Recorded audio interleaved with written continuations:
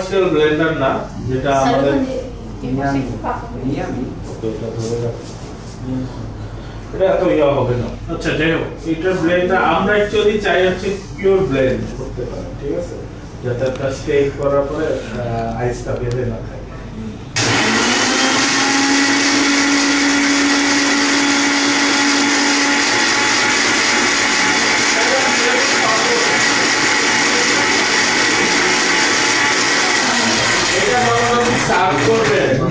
এই ক্ষেত্রে আপনার মূল মানে ফোকাসটা